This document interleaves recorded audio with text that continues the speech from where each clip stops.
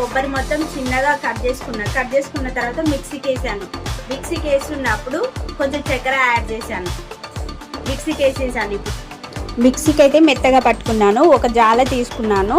కొబ్బరి ఒక్కొక్క స్పూన్ వేసుకుంటూ ఒత్తితే అందులో నుండి పాలు వచ్చేసాయి. కొబ్బరి పాలు, ఇవి కొబ్బరి పాలు అయితే రెడీ అయిపోయినవి. ఇవి 10 బాదం గింజలు తీసుకున్నా.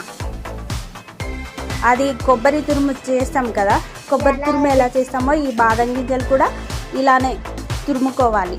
మిక్సీకి వేసి పౌడర్ లాగా రాదు, కొన్ని ఉన్నాయి కదా అనేసి నేనైతే బాదం గింజలు అయితే కొబ్బరి గీకేది ఉంటుంది కదా దాంతోనైతే తురుముకున్నాను.